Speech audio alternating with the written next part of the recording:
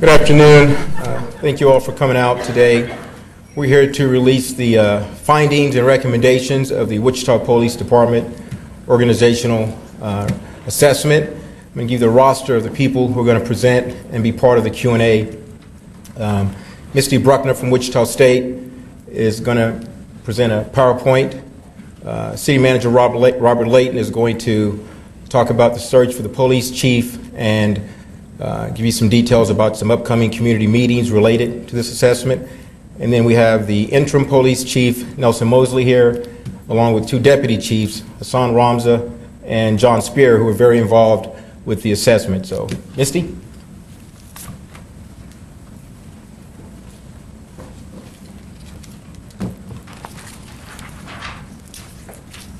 Very good.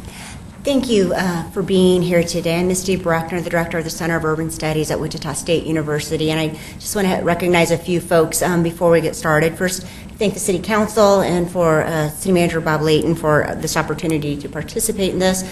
I also want to thank Dr. Michael Berger, who's the Director of the School of Community Affairs and Professor of Criminal Justice, and Dr. Andy Bannister, who's the Regional Community Policing Training Institute and Professor of Criminal Justice. And they'll both assisted with this project and content expertise, research, and just overall guidance for this. So they'll be available here today also. And then Stephanie Knabel was a project assistant on this and added a lot to that. So I will go ahead and get started with kind of the overall effort and tell you what we did. Our purpose for the assessment was twofold. First, we were charged with looking at the recommendations for the selection process for the next chief of police. We're also trying to provide an overall blueprint for what that chief of police should be considering and kind of the major issues for the department. We were asked specifically to look at 4 areas in this. One, we're conducting best practice research, specifically looking at racial profiling and community policing that Dr. Berger and Dr. Bannister led. We engaged internal and external stakeholders on the state of the department. We reviewed critical information from the department. And then last, we were charged with making recommendations for the selection of the next chief. We met with approximately 20 to 25 external stakeholder groups. They were law enforcement partners, community groups, special interest groups. Then we had just general community organizations, either that called that we did focus groups with, or we had one open focus group session too. In addition, we did internal focus groups with non-commissioned and commissioned police personnel. We invited a total of 275 folks. We had about 25% attend a focus group meeting. It was a random selection process done by rank, and they all participated in focus groups. At the focus groups, whether those were internal or external, they were asked the same 10 standard questions. One of the things we were trying to identify was how people internally, externally see the world differently. So from that information, we recorded all of those notes.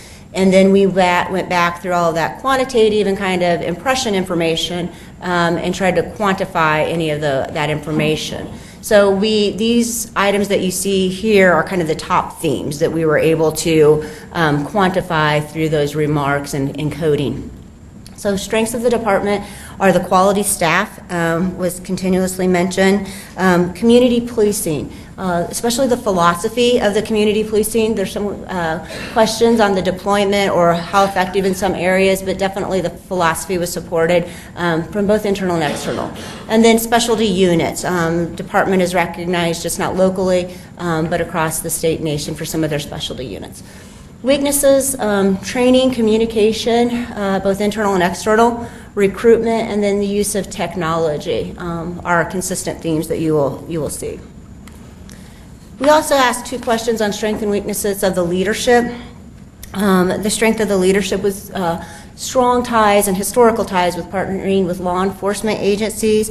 There is a lot of information on the transition leadership team and on good service that they had provided. And then community policing again. The weaknesses, communication and training came up, and then the other one, primarily from the internal, but also from external folks, where the discipline and then professional standards were an issue. We asked the same questions related to community relations, strength again, our community policing, but as also special programs. Specifically mentioned were like the mental health type of progress, the homeless task force, some of those that go in to work with special populations. Weaknesses for community relations were communication and then community policing and relationship with specific community groups were identified as a challenge. Tangible improvements, the last question really got to, in 2 years, if we came back and had these conversations again, what would be the expectations for change? And those same themes carried through for this also. Training, technology, recruitment, communications, and community relations would be the expectations for the next chief of police. So we took all of this information and we divided it in 2 areas, community relation type of issues and then more internal administrative issues. And our next challenge is we'd heard a lot of perceptions about what was going on. We tried to match that with as much data that we could to either confirm or to at least provide some additional information to the issues. So on community relations, one of the first items that we looked at was community policing. There is a lot of support from the outside, the involvement of officers in the community, and trying to think of ways that could be improved upon. There's some concern about the model for how the deployment of community policing is in Wichita, is as a kind of a standalone officers and unit, is something that should be investigated to try to develop a more holistic approach, maybe move away from the beat coordinators and maybe be more agile and think about the needs of the specific neighborhoods and how that might look different for one part of the community to the next. You have to balance that with making sure that people have a community liaison, someone they talk to, someone they know where to go to, someone who will be there for them to answer questions, which has been a strong suit for the department. Other recommendations are looking at hiring a forward-thinking chief who embraces this community policing philosophy, thinking about how you integrate community policing with all other aspects of the department. Also, increasing training on the philosophy, as well as how do you implement that to make sure it's integrated, whether that's through hiring, promotions, all of that effort that needs to happen. So thinking about how we change this, there needs to be a lot more conversations about this. So developing some type of a transition team of community stakeholders, internal stakeholders to think about what's the next phase for community policing for our community? What's the next effort? Body cameras, there's been a lot in the news with that, and really our recommendation was to continue with the implementation plan as submitted and to communicate that progress regularly with the community. Mental health is another issue that we heard a lot about, and the department has done work with that area. Some of our recommendations include trying to develop an implementation plan for all officers, setting some targets, expanding the training opportunities. Right now it's fairly limited on the number of officers that can go through. Work with the mental health community to talk about changes and current topics and trends that they are seeing for that. Racial profiling was another hot topic that we looked at, and one that our professors did a lot of research on, as well as community policing. One of the main recommendations to think about the racial profiling training, to make it much more hands-on, to make it about fair and impartial police training, to make it a more adult learner type of approach where people are actively engaged in the conversation and participation. Inviting in members from the minority community to be active in the police training, to create dialogue and to create understandings from both sides, and to think about that just in general, the diversity training that is needed, looking at best practices from others, and then just making sure you're communicating what are our standards, what are our policies that we have so that the public is aware of that information. The pretext stop, going along with the racial profiling, again, trying to think about the information that needs to be shared with the public on this, and then making sure that the policies and the training are supportive and reinforce the objective of what the pretext stop should and can be used for. In addition, the police department is currently updating their policies to try to provide more communication or an incident report at the time, so that you're documenting what is going on. So both the citizens who might be involved with the pretext stop have information on what the reason was, as well as officers have a record of what those facts and details of that pretext stop were. And then lastly, with that, is to make sure there's some type of ongoing review from professional standards about the policy and the implementation of these incidents. Another area that we heard about was the reflection of the community, and does the department reflect the demographic makeup of the community? Obviously, there are more white and more males on the department than representative of the community at large. Hispanics and female are probably the biggest gap. But when you look at a labor force study, it's actually more reflective of the labor pool, and the police force are actually fairly reflective. The importance here, though, is how do you try to address that discrepancy through recruitment, through mentoring programs, through support systems once those folks are in the place, and how are you keeping the diversity issue in front of the department at all times. Another theme that we heard as an issue was the external communication and internal communication too. Some of the recommendations for that are including a standardized approach on significant issues for the department, proactive educational campaign. One of the findings that we had was both internal and external. People were hungry to share the information as well as to receive information on why the department and officers do the things that they do. What are the procedures? What are the policies? Why does that happen? Looking at additional resources for public information assistance, so an area where we think there could be more support is to have somebody who works on communication, who would not be a commissioned officer, but who could assist the department with that, as well as supporting volunteer type of programs, because many of the volunteer programs have waned or are no longer existing, and it's a great way to reach out to the community for that. And then holding regular, semi-regular community meetings with minority communities and discussing racial profiling and other hot conversations, making sure that you're having those open discussions and are available. One of the big areas for discussion was thinking about a police department advisory board. Our recommendation is to look at establishing a new department advisory board to serve as a representative of the community to the department on critical community and department issues. And so this is a proactive approach to engage community members to work with the department on important items for the department and for community relations.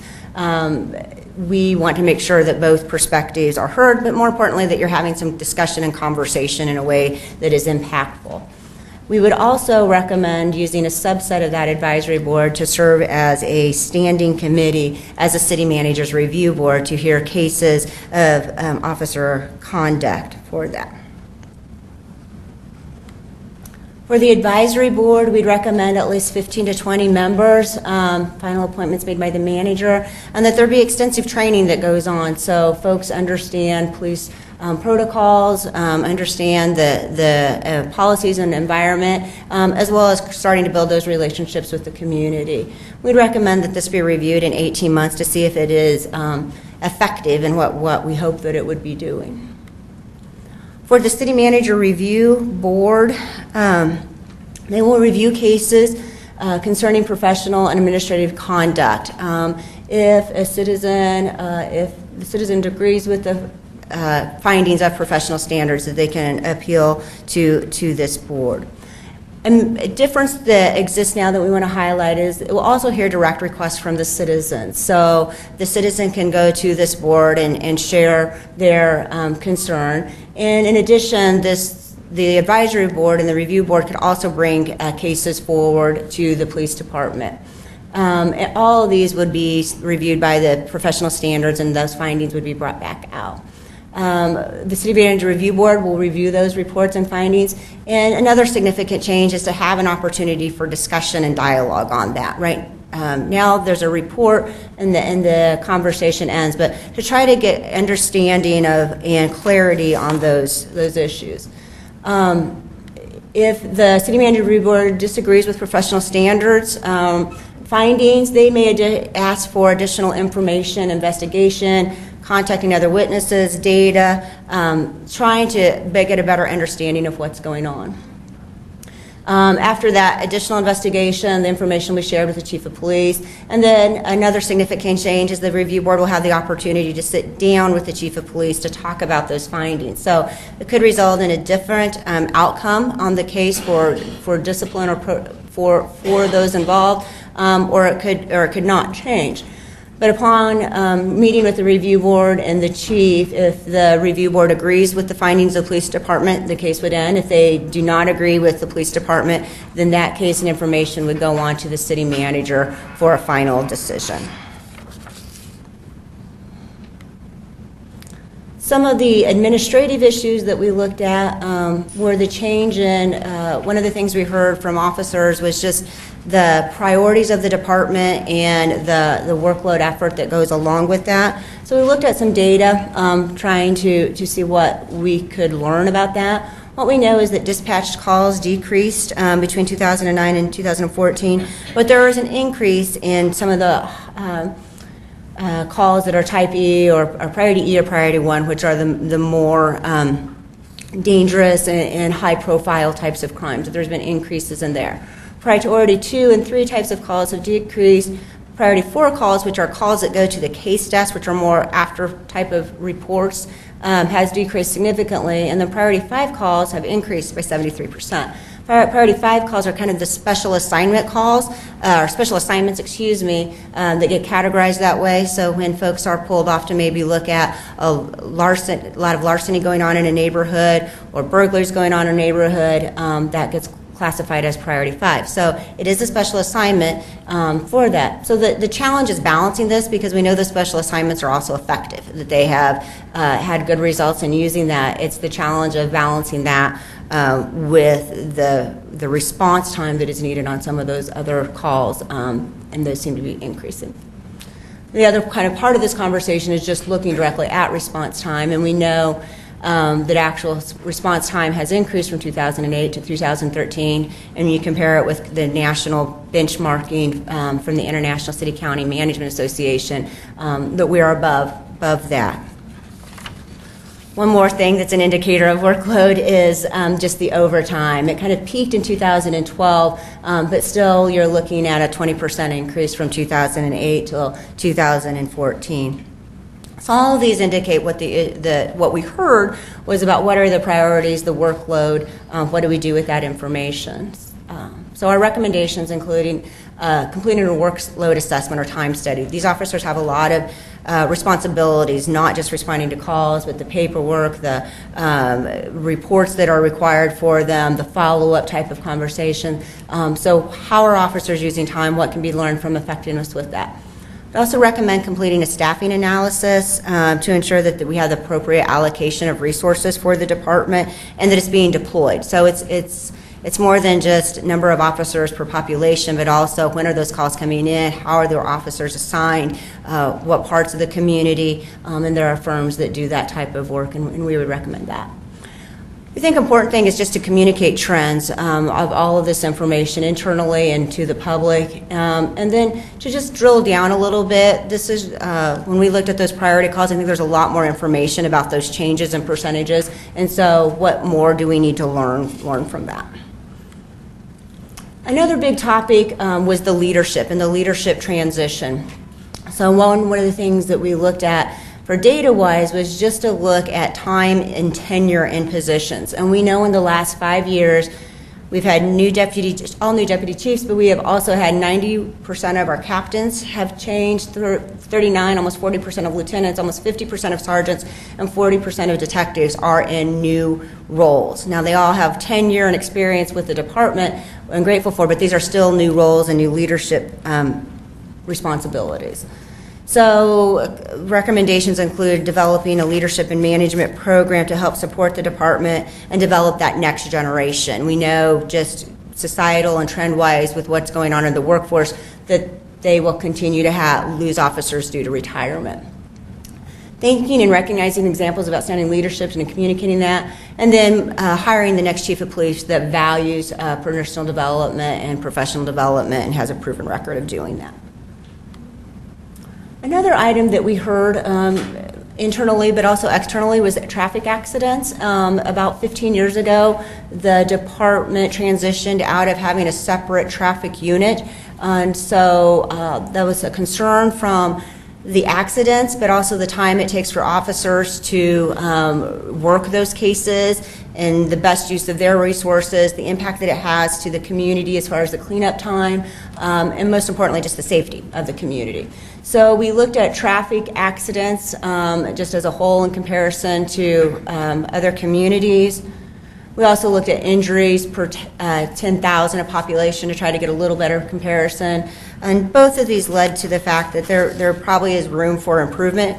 Whether that's a standalone traffic unit, I think deserves further study and what that would look like as far as actually having an impact on accidents and to increase or improve the time that it takes to clean up and resolve these accidents would be the other part of it.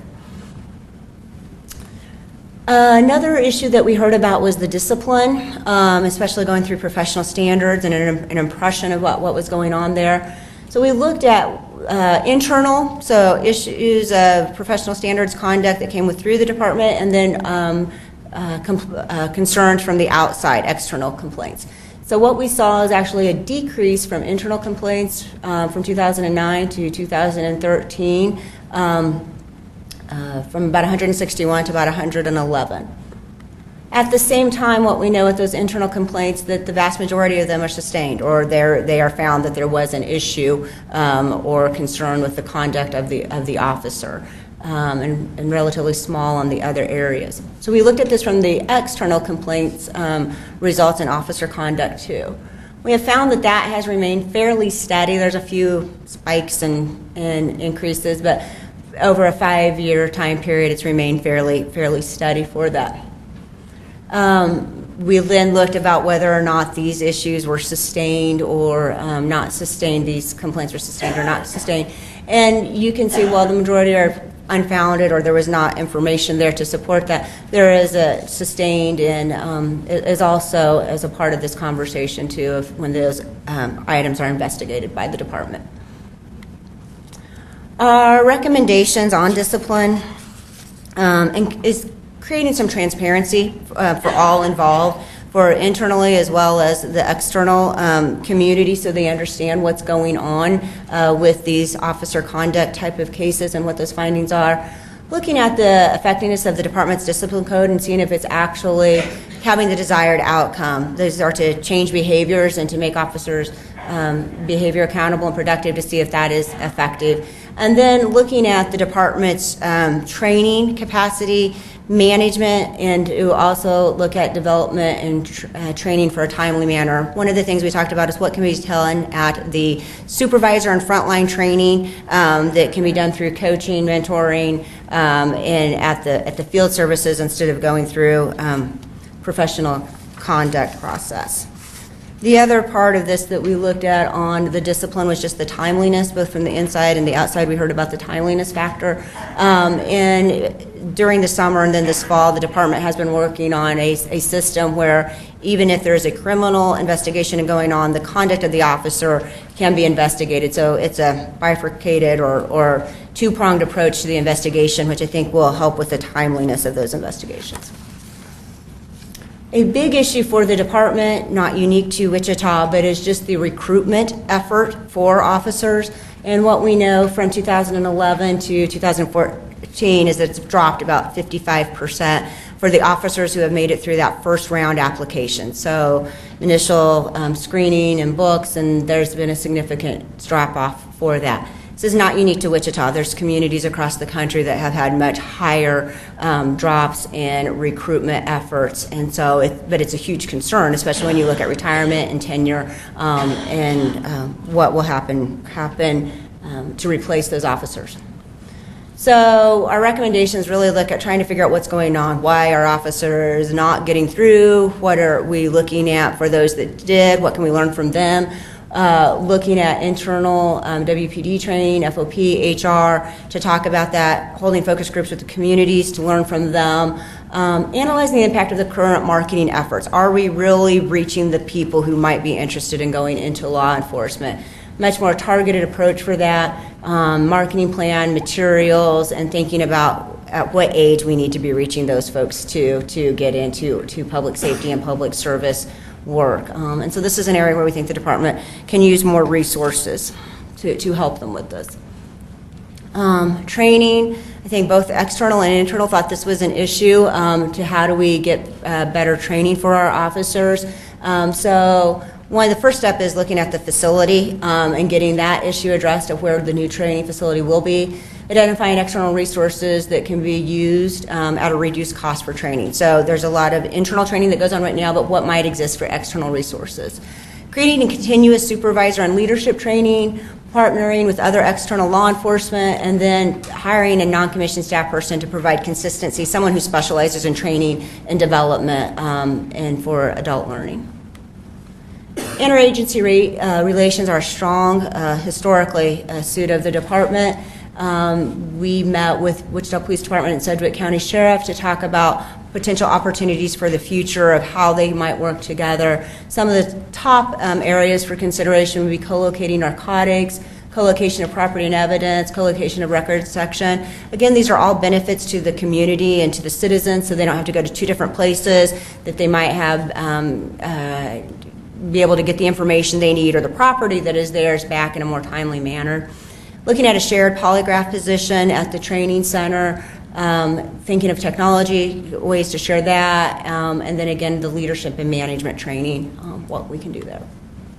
We talked a little bit about the Brady-Giglio impact and whether an officer is fit for duty under this law.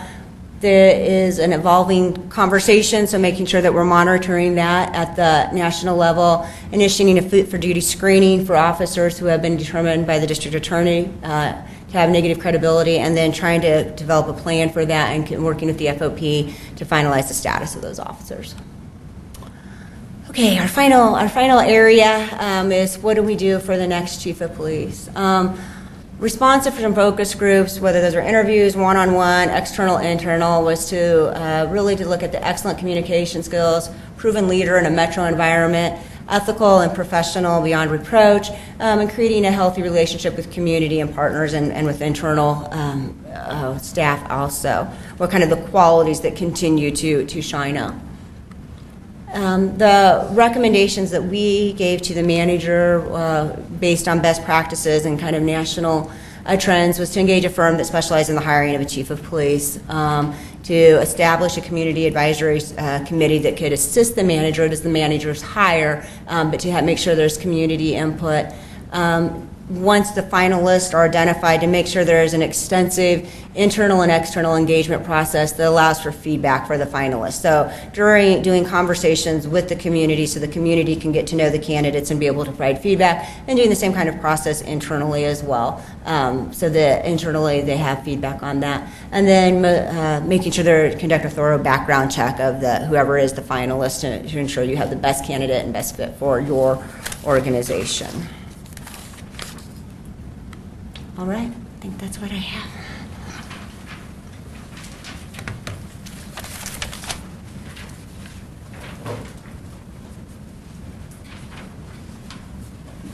Good afternoon, everybody. I want to thank the entire Wichita State University team that helped put this report together. It's extensive, and it met the objectives that I established back last fall when I asked for the assessment to be done.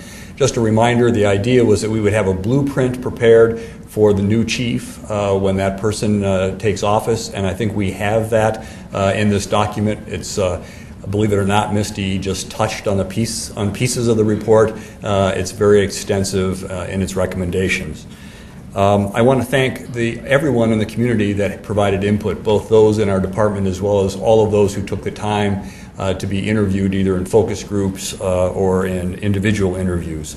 Many of the people that are here today represent some of the groups that have had an ongoing interest in police community relations. Right before we go into Q&A, I'd like them to introduce themselves so that you know who's up here and that you also have the ability to ask them about their opinions on the recommendations as they've just been outlined. In terms of next steps, a couple of things. First of all, I plan on putting together an implementation team to take these recommendations, make sure that all the recommendations that are included in the report are summarized, and that we then work with our project management office and our police department to work diligently on moving forward with the recommendations. Some of them can be done or accomplished in a short term, even before a new chief is hired. Some of them will require a longer period of time for work. We'll prepare quarterly reports then in terms of the status of our activities in that regard. And those will be available both internally and for the community. In terms of the selection of a new police chief, now that we have the blueprint, I'm ready to move forward with that process, as I said I would. I'm hoping by the end of next week that I'll have selected a search firm to help us through the process. Again, taking the recommendations and advice from WSU, I'll be looking for a firm that has focused on police chief recruitment in the past and has extensive experience in that regard.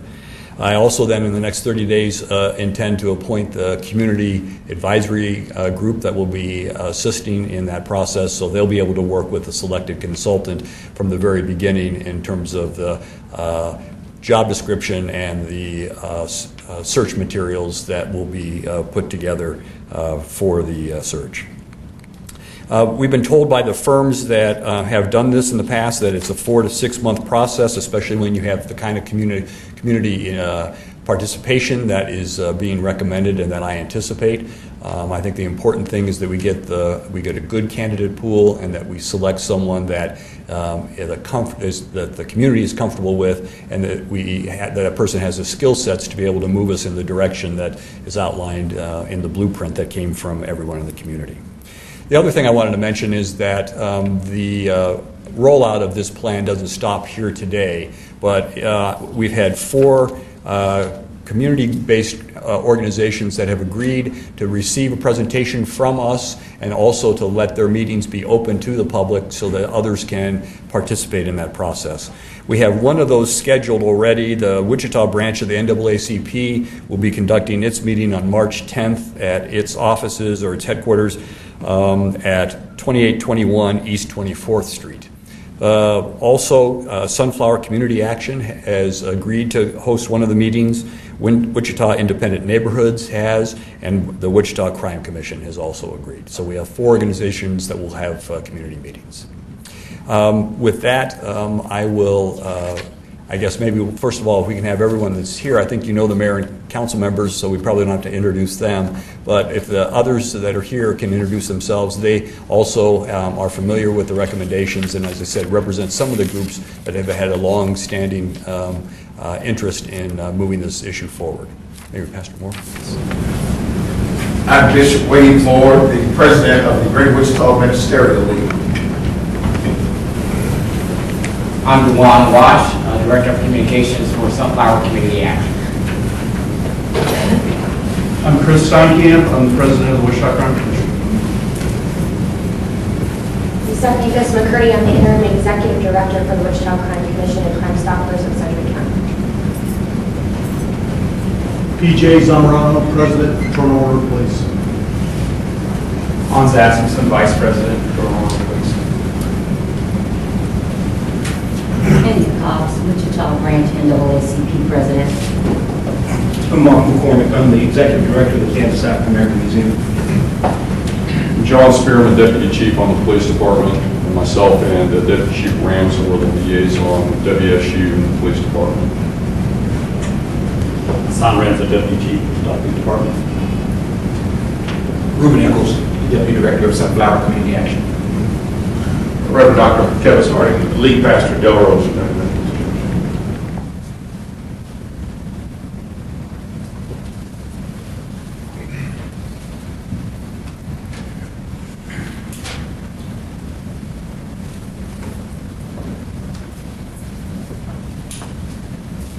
Take questions and answers right now.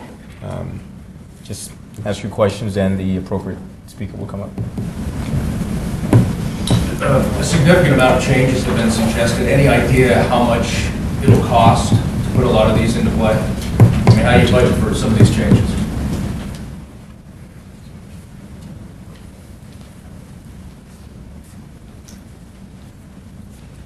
The short answer is no. That will be part of the implementation work that we do. Some of the items, if you remember, there was a discussion about additional study. We anticipate we'll probably bring someone in that's an expert from the outside on the staffing study. Mayor and City Council have asked for that work over the last few months, and so that'll dovetail with what was recommended by WSU, and we'll be building that into our operating budget. Some of the other items I think can be implemented with little or no additional cost, but we'll put that together, and I would guess after the first quarter, when we get to the first quarterly report, we'll have a better idea on the cost with some of these recommendations. No questions from media? Is it okay for me to give it a question? Yes. Okay. Yes. So I guess, Paul, are you surprised by any of the findings as far as discipline, community policing, that sort of thing? I think if I had any surprise, it was how close the input was from the police department input and the community input. Everybody seemed to be in general alignment in that regard.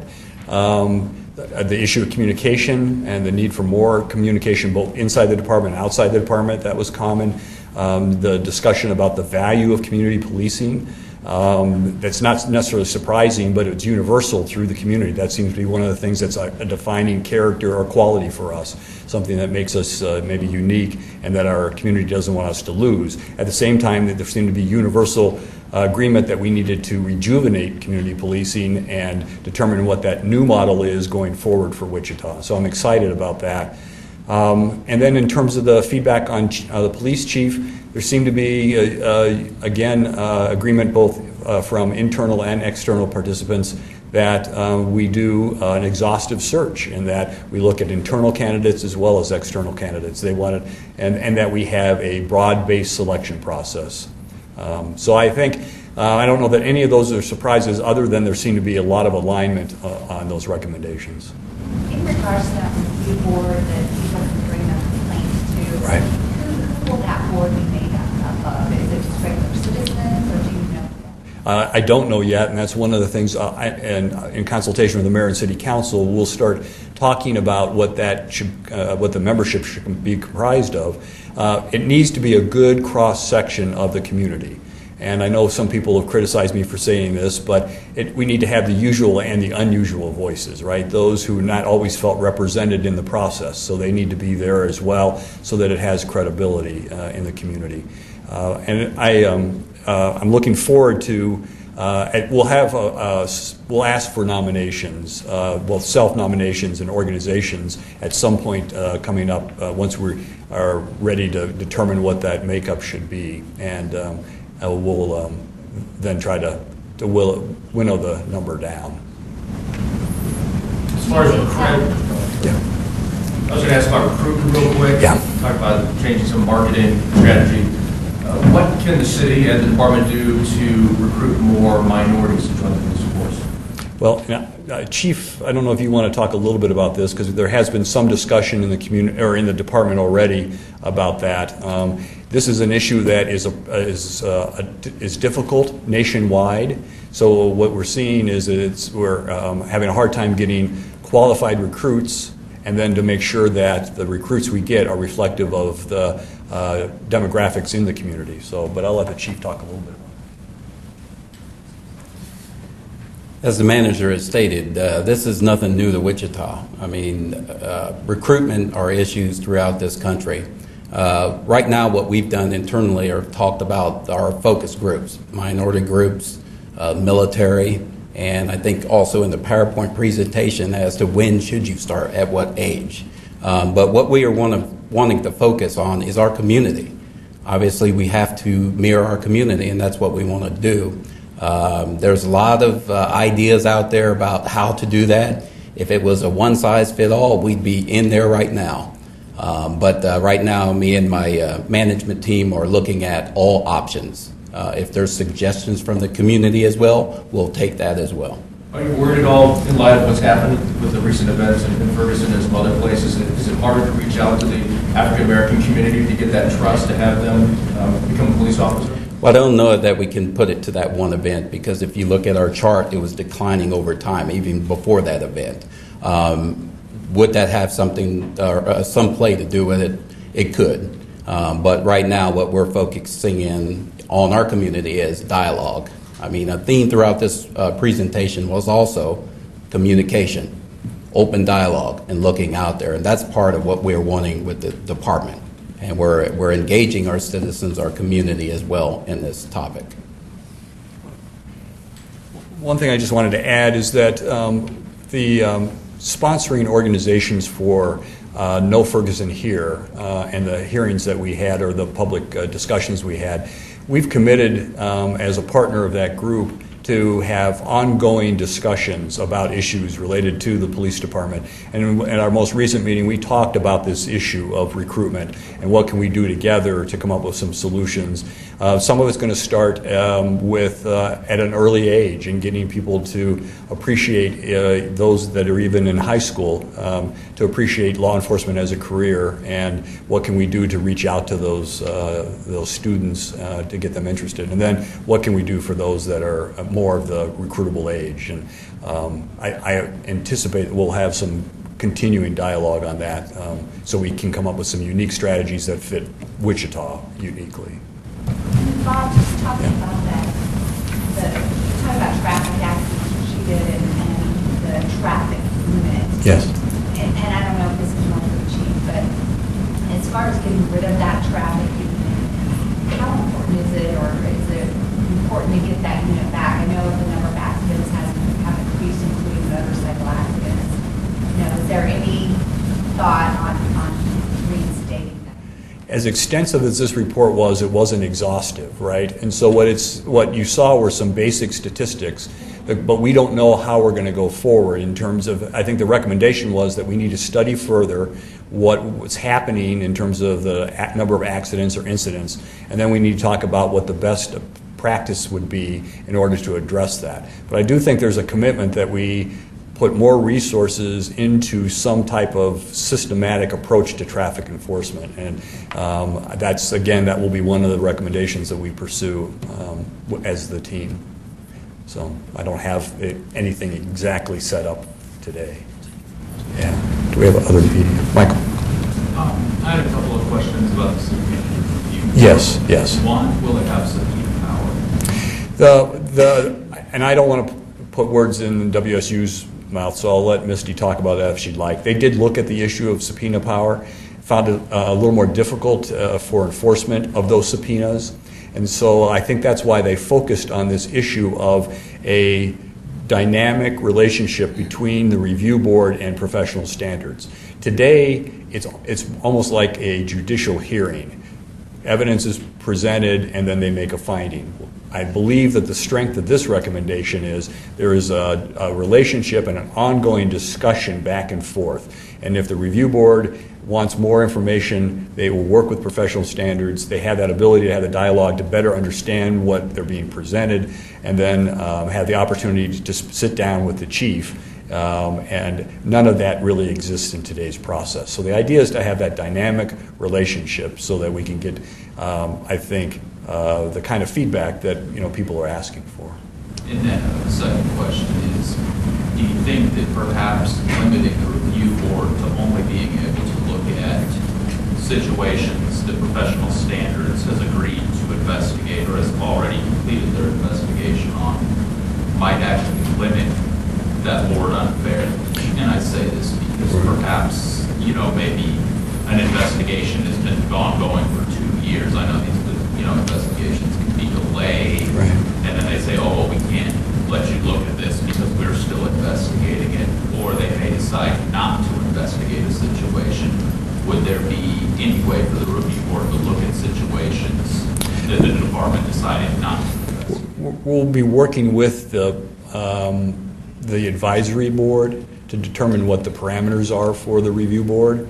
I think the recommendation from WSU does allow a resident to bring an issue, or for the board to bring an issue to the chief and talk about it and to ask for investigation. It'll be up to the chief then working with them to determine next steps. But I think the idea is to have that productive relationship and ongoing discussion. I'm going to guess that there are many items that will never reach a review board, but instead will come through the advisory board.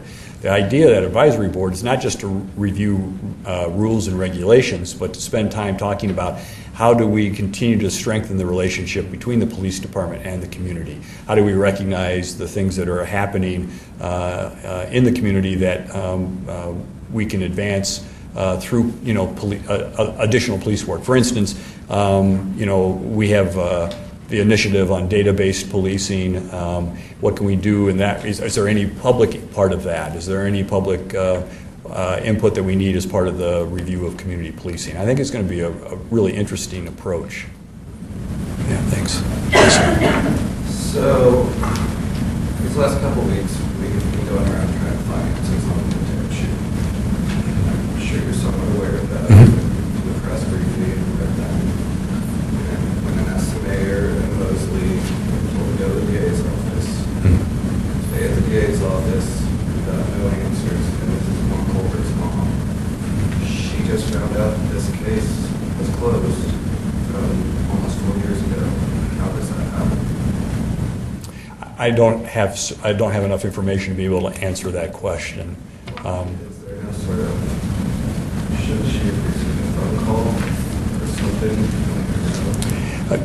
I'd be more than happy to visit after this meeting. I think I've talked to Mike, so we can talk about getting additional information on a case or at cases if that's what you'd like to do. Okay. Thank you. Other questions? Darren? About the Brady Giglio impact? Yes. Kind of touched on that. The initiate a fit for duty screening, is that different than what is done now? And if it isn't, will it be something the FOP will sign off on? Right. We're in discussions right now with FOP in terms of what our next step will be in Brady Giglio. That discussion of fitness for duty is just one idea that we've talked about so that we can have an assessment we both agree on, the city and the FOP, to determine the circumstances surrounding potential Brady Giglio violation and what impact that could have moving forward. And then that's only as good as the discussions we have with the district attorney going forward. And so we would hope to be able to put some information in front of the district attorney so that he can make a sound call regarding Brady Giglio. Anything about racial profiling? Anything that surprised you at all in this study? No, not really. Anything that needs to be worked on? Well, there were recommendations. I mean, actually, there's probably that's better asked of our group. I was going to say, again, it was an extensive process, and we've got a lot of the folks who were involved in it in the room. Does anybody wants to come up and make a comment? Or okay, any questions? I would like to hear from somebody from African American. Thank you. First of all, I'd like to say thank you to the city manager and the police chief, and also to our community and all those who are involved in this endeavor, in our city council and mayor. Thank you all. You spoke on the racial profiling. I really enjoyed reading. I've read this before. I've seen this beforehand. And the racial profiling consisting with the fair and impartial policing. And I went to a seminar in Hutchinson, and it is very important that we continue to keep that lifted up for our community to understand the importance between racial profiling and the pretext stops. I think that's very important to relay that to our community, and our community know more about that. I'm particularly delighted to see more emphasis on the body cameras and all the other implementations that they are now doing. And what I heard from the city manager of that this is not the end. Again, I continue to say I thank them that this is not just a one-stop event just to be in front of the cameras, but we are continuing to have dialogue with our community, with our organizations, to be a better city for this great place that we live. Just have you say your name again, sir, and spell it for us, and use your title. Kevis Harding, Kevass Harding, Harding. Lead pastor, Delrose United Methodist Church. Okay, we'll wrap up. You're allowed to stay behind and do breakout interviews if you want. Thanks for coming.